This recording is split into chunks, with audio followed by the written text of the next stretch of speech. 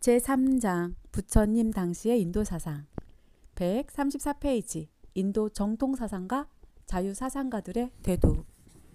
지난 시간까지는 무기의 의를 통해 중국의 의미를 살펴보았습니다. 오늘부터는 중도에 대하여 이야기해 보겠습니다. 모든 사상은 그 시대의 사회적 상황을 배경으로 하고 있습니다. 물론 부처님의 중도 사상은 시대와 지역을 초월하고 있습니다만 시대적, 지역적 상황이 무시되고 있는 것은 아닙니다. 부처님의 중도 사상은 부처님 당시의 여러 사상을 비판하고 그 비판 위에 새롭게 나타난 사상인 것입니다. 따라서 중도를 바르게 이해하기 위해서는 부처님 당시 인도의 사회와 사상을 살펴보지 않을 수가 없습니다. 오늘날의 인도 문화를 창조한 민족은 인도 아리안족입니다. 이들은 본래 코카서스의 북방에 살고 있었는데 그 일부가 인도의 서북부에 있는 인더스강 유역을 거쳐 판잡 지방으로 침입하여 톡차민인 드라비다족, 문다족 등을 정복하고 정착하게 됩니다. 그리고 아리안족에 의해 정복당한 톡착민은 노예가 되어 스드라라는 가장 선한 계급으로 전락합니다. 이 시기는 BC 13세기경으로 추정되는데 인도 최고의 문헌인 베다의 집, 베다의 본집은 이 무렵에 형성되기 시작합니다. 이때부터 BC 1000년까지를 인도 역사에서 베다기라고 부릅니다. 리구베다, 사마베다, 야주르베다와 같은 베다의 본집이 형성된 후에 BC 1000에서 800년 되면 아리안 사회는 동방으로 옮겨지면서 유목을 위주로 하던 생활 방식이 강을 끼고 있는 비옥한 토지에서 농사를 위주로 하는 농경사회로 변화하면서 안정된 사회를 이룹니다. 그리고 제사가 세상의 모든 일을 결정하는 큰 힘을 지닌다고 믿게 되면서 브라만의 지위가 높아지고 안정된 사회를 유지하기 위해서 전사들이 정치를 관장하게 됩니다. 이리하여 이 시기에 브라만, 크샤트리아, 바이샤, 수드라라는 사성 계급이 확립됩니다. 그리고 제사의 의식이 만능화되면서 의식을 체계적으로 기술하고 베다의 본집을 설명하는 브라후마나라는 문헌이 이 시기에 형성됩니다. 그래서 이 시기를 브라후마나기라고 합니다. BC 8세기에서 5세기경이 되면 은퇴한 브라만들이 숲속에 들어가 베다의 내용을 명상하면서 인간과 우주에 대한 철학적인 탐구가 이루어집니다. 그 결과 인도 사상의 특징을 이루는 버마일여 사상, 윤회 사상, 업설, 해탈론 등을 담고 있는 유파니사드라는 문헌이 형성됩니다. 이 시기를 유파니사드기라고 합니다. 겐지스강의 상류에 정착했던 아리아는 동쪽으로 계속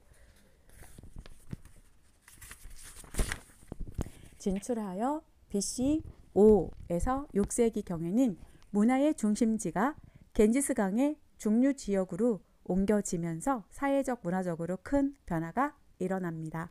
비옥한 겐지스강 유역의 풍부한 농산물을 토대로 상공업이 발달하게 되었습니다. 그 결과 소도시를 중심으로 군소국가가 생겨났으며 군소국가는 점차 큰 군사력을 가진 국가에 의해 대국가로 병합되는 추세를 보였습니다. 당시에 강대한 국가체계를 갖춘 나라 가운데 코살라, 마가다, 아반티, 밤산의 나라가 가장 강성한 나라였다고 합니다. 이 시대의 브라만 계급은 점차 권위를 잃어가고 그 대신 크샤트리야와 바이샤 계급이 권력과 부를 장악하게 되었습니다. 브라만 계급의 몰락과 함께 브라만교의 권위도 더 이상 영향력을 발휘할 수 없게 되었습니다. 서양에서 르네상스와 시민혁명 그리고 산업혁명에 의해 부를 축적한 부르주아의 사회적 지위가 급상하면서 기독교 교회의 건의가 힘을 상실한 것과 매우 유사한 형상이라고 할 수 있습니다. 브라만교의 건의가 상실되었다는 것은 전통적인 질서와 윤리가 파괴되었다는 것을 의미합니다.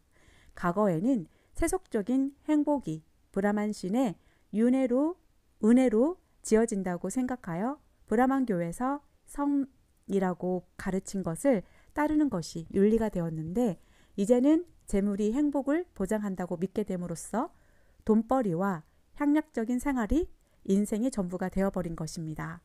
이렇게 전통적인 질서가 무너지고 사회가 혼란해지자 혼란한 사회를 떠나 출가하는 수행자들이 나타났습니다. 그리고 그들에 의해 우후죽순처럼 브라만교의 교리에 반대하는 다양한 사상들이 나타나 인도 사회는 극심한 사상적 혼란을 겪게 되었습니다. 부처님이 태어난 BC 5세기경에 인도 사회는 이렇게 정치, 경제, 문화, 사상 등 사회 전반에 걸쳐서 혼란이 극에 달한 시기였습니다. 이 시기를 볼 때마다 우리의 현실을 보는 듯 합니다. 1960년대까지 농업을 위주로 하던 우리 사회가 1970년대에 들어서 산업화하는 과정에서 기존의 유교 윤리는 무너지고 서구의 사상과 문물은 비판 없이 수용되어 돈벌이와 향락에만 열중하는가 하면 이 같은 세상에 염증을 느껴서 종말론을 믿고 삿된 종교에 빠져드는 우리의 모습이 아마 그 당시 인도 사회의 모습이었을 것입니다. 부처님은 이와 같이 혼란한 시기에 인간의 바른 삶을 밝힐 수 있는 진리를 찾아 출가하셨고 중도라고 하는 진리의 길을 발견하여 우리에게 가르치셨습니다. 오늘날 같은 혼란한 시대에 사는 우리가 불교 공부를 하지 않으면 안 되는 것은 불교 속에 우리의 현실을 극복할 수 있는 길이 있기 때문입니다. 아무튼 당시의 혼란한 사회상을 반영하는 많은 사상들이 나타났는데 이들 사상은 정통 브라만교의 교리가 신뢰할 수 없는 단독론이라는 비판에서 비롯된 것입니다. 우파니사드의 사상에 의하면 이 세계는 최초의 유일한 존재인 브라만 신이 세상에 많은 것이 되려는 욕망을 일으켜 불과 물과 영양분을 차례로 방출한 다음 그 속에 아트만의 형태로 들어가 세상의 모든 존재가 되었다고 합니다. 이것을 브라만 전변설이라고 합니다. 전변설에 의하면 세상의 모든 존재는 브라만이 변해서 된 것이기 때문에 그 본질인 아트만은 브라만과 동일하다고 합니다. 이것을 버마 일여 사상이라고 합니다. 사문이라고 불리는 자유사상가들은 브라만 신의 존재를 부정했습니다. 브라만 신이 세상으로 변한 것을 어떻게 입증할 수 있느냐는 것입니다. 본 사람도 없는 브라만 신의 존재를 믿을 것이 아니라 눈에 보이는 물질을 믿자는 유물론적 사고방식이 이들의 입장입니다. 그래서 그들은 눈에 보이는 물질과 같은 현실적인 사물을 구성하는 요소가 무엇인지를 탐구하는데 열중하였습니다. 그리고 대부분은 이 세상에 인간이 반드시 실천해야 할 윤리나 도덕은 존재하지 않고 물질적인 요소들의 입합 집산만이 있을 뿐이라고 주장했습니다. 장하함, 사문과 경, 사문가경에 의해서는 이 같은 자유사상가들 가운데 가장 큰 영향력을 가진 6사람을 육사애도라는 이름으로 지칭하여 그들의 사상을 소개하고 있습니다. 오늘은 이들이 누구이며 어떤 사상을 가지고 있었는지 간단히 소개하고 자세한 것은 내일 다시 살펴보기로 하겠습니다. 육사애도 가운데 프라나 카사파는 도덕 부정론자입니다. 그는 아무리 몹쓸 행동을 해도 그것이 악이 아니며 그 행동의 결과 재해 가보를 받는 일도 없다고 주장했다 합니다. 아지타 케샤캄발리는 유물론자로 유명합니다. 그는 사람도 지, 수, 화, 풍 4대가 일시적으로 모여 있을 뿐이므로 죽으면 지수 화풍으로 뿔뿔이 흩어지고 만다고 주장합니다. 그러므로 인간에게는 선악업에 따르는 가보도 없고 현세와 내세도 없으며 심지어는 부모도 없고 태어나서 죽는 존재도 없다고 주장합니다. 오직 사대라는 물질적 요소에 입합 집산만 있을 뿐이라는 것이 카사파의 주장입니다.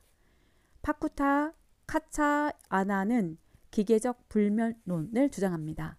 아지타의 사대설에 의하면 고락의 감정이나 인간의 생명 현상은 죽음과 함께 사라집니다.